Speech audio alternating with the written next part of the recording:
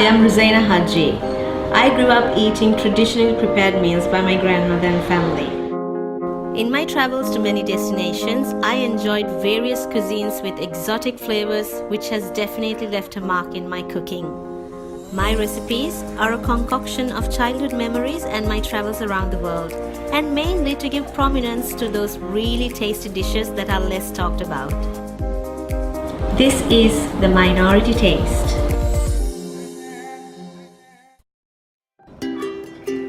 Congee is a very famous porridge in Southeast Asia and even in East Asian cuisine like Malaysia and Thailand. It's basically rice porridge. We make it with rice porridge. There are various kind of recipes all throughout these regions. Congee is also very famous with Sri Lankan Muslims and Indian Muslims. We have congee with mutton bones, beef bones or chicken. It's really nourishing and it's very filling and very good for you. We usually have it during Ramadan, during fasting period. So it's something that everybody loves and adores, and people who don't know might not really fancy it that much, but once you've had it, there's no going back because it's that delicious. You might have had mutton congee, chicken congee, but have you had seafood congee? That's what I'm gonna make today. Seafood congee is not very popular in Southeast Asia, but in Thailand and in Malaysia it's very famous. But I am going to make the Sri Lankan version of it, of course with the Sri Lankan spices and flavor to it. So let's make seafood congee.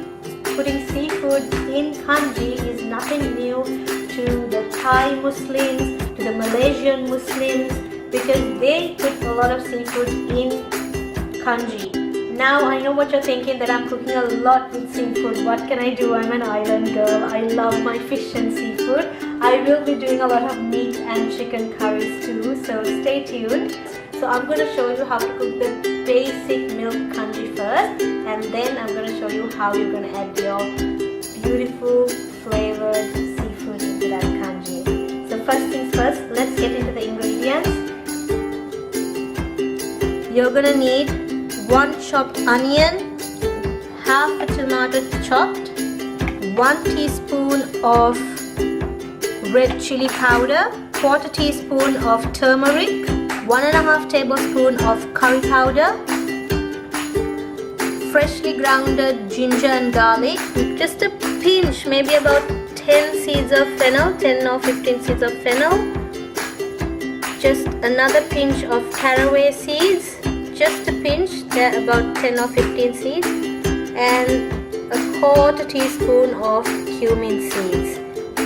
You're also going to need 1 whole stick of Ceylon cinnamon, 1 whole pot of garlic for your congee, and 1 teaspoon of fenugreek seeds. This is for 1.5 cups of rice, a mix of brown and white rice, 1 cup of brown rice and half a cup of white rice. We use sudu kakulu. It's also called white kakulu rice in Sri Lanka. It's a Sri Lankan type of rice. That is the type that I'm using, but you can use what you like, except for rice like jasmine rice or basmati rice, which doesn't really go well with congee.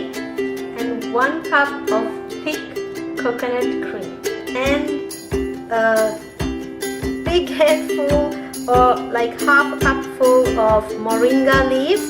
You just have to take it off the stem and take it individual leaves, and that's how you do it.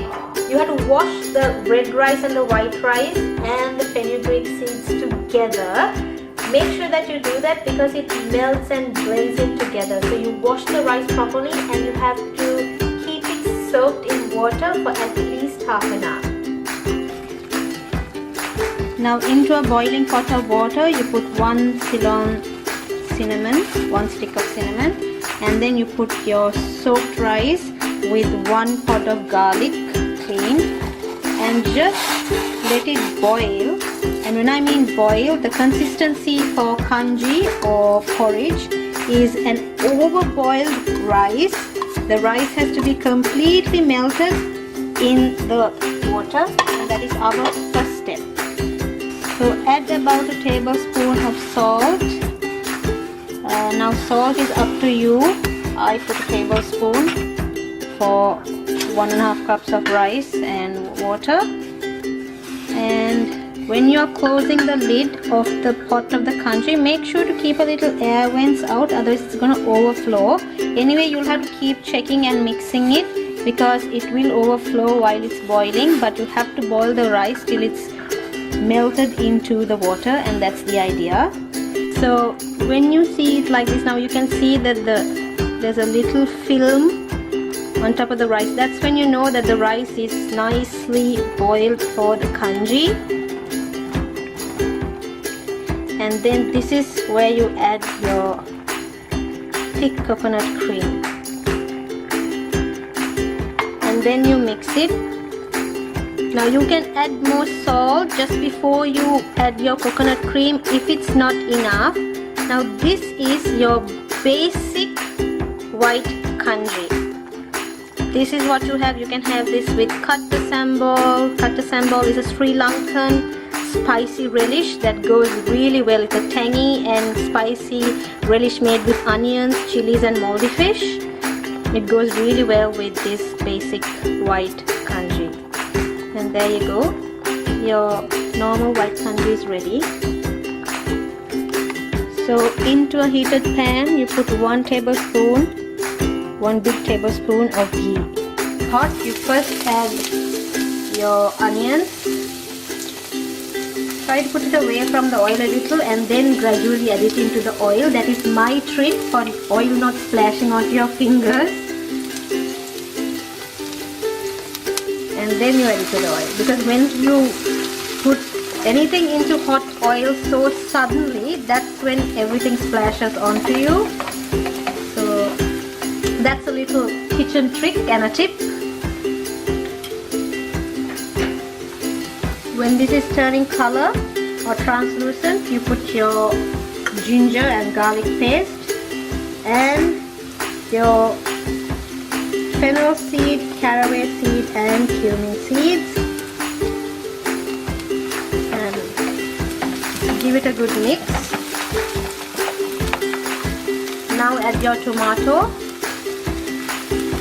and let the tomato cook completely before you add anything else. Now you season this. I'm adding a teaspoon of salt. When I mean teaspoon, not a full teaspoon, just enough, because we are going to be adding the seafood into this mixture. The turmeric powder, your chili powder, and your curry powder, and let that absorb. And along with that, once you mix it, you add your seafood. There's 300 grams of seafood here, and you have to fry the seafood and allow the seafood to completely absorb all that beautiful flavor.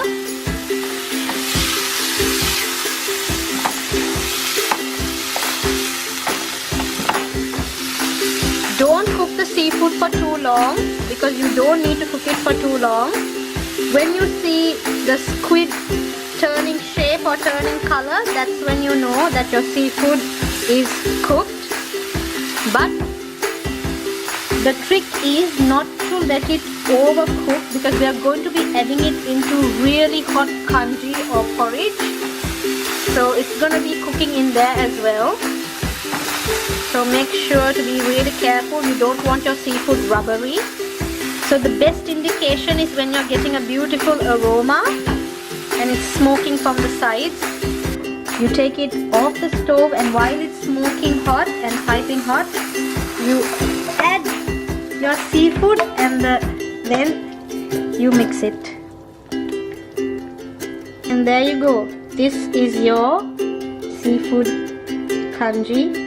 I know for people who haven't tried congee or haven't eaten this, it's not appetizing when you look at it, but it tastes so good. Now there's a chicken congee, there's a beef congee, usually made with beef bones or mutton bones, and then chicken as well. This is something new to a lot of people, I'm sure, but it tastes really good. This is where you add your moringa leaves and switch off the heat because you don't want your moringa leaves to be overcooked. And there you go, your seafood congee is ready. So this is how it looks like. As you can see the beautiful crab sticks and the cuttlefish and the squid and bits and pieces of mussel. We are having it with kata sambal today, but usually you have to have it with a tamarind mixture with chili and a little bit of lime juice because you need something really tangy to go with this. So I've added extra lime in my kata sambal. You just take a little bit of the kata sambal and take your congee and seafood. It's a little bit hot, so